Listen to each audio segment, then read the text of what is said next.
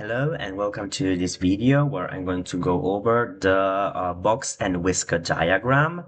My name is Timoteo and I'm making a series of videos on how to prepare in the A levels, as well as I have my webpage that is uploaded into the description. You can find it there and you can use it to work on it and practice. So let's start by the beginning, and we're going to go over how to draw a box and whisker diagram. The box and whisker diagram is a representation of data that doesn't include the raw data. And difference from all of the representations that you know, where you would see raw data. In this case, you're not seeing raw data, you're seeing parameters. You're seeing the smallest and the largest value, you're seeing the lower and the upper quartile, you're seeing the median. In some cases, you may also include the mean and the outliers. This is not something that we typically do in A levels, but some books on mathematics, on statistics that you may read may find it, so that can also be included. You're going to be drawing this by hand when you do it in the exam, so you're going to be given you have to be given a space for do that, a particular like diagram for you to do that. You must include a scale. The scale is key.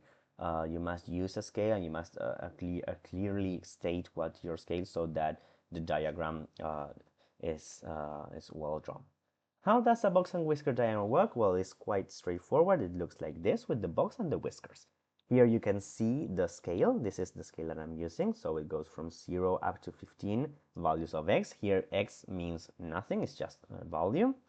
So we can see the marks here from 5, 10, and 15. That's how I'm marking my scale.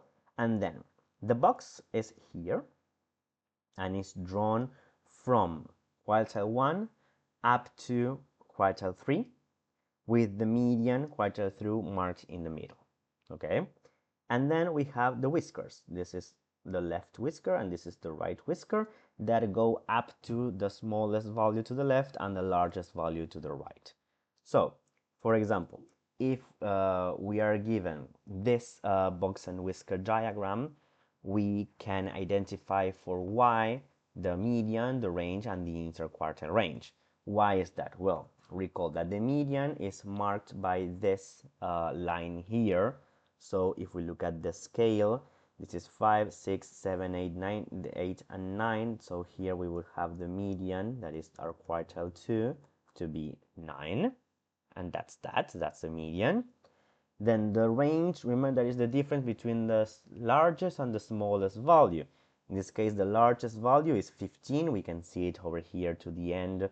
Here I'm going to use this. So this is the largest value, and then we have the smallest value. So the range is going to be 15 minus 0. That's going to be just 15. And then finally, the interquartile range is the difference between the two quartiles. Which are the quartiles? Well, remember the quartiles are found here and here. In this case, quartile 1 would be 1, 2, 3. And quartile 3 would be 10, 11, 12. So the interquartile range in this case would be just, I'm going to write it over here, interquartile range would be 12 minus 3, that gives you 9. So from there we can get like these pieces of information from the box and whisker diagram. Don't worry, you'll get to draw a lot of these in your exercises. As I told you, you can go to the webpage and look for more exercises there.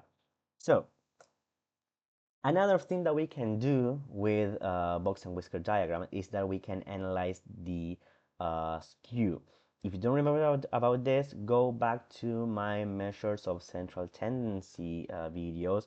I made one specifically on skewness and how we can analyze it. In that video, I mentioned that skewness can be analyzed from comparing the values for the mode, the mean, and the median, but we can also analyze this by comparing the difference in the quartiles, and that can be clearly seen in the box and whisker diagrams.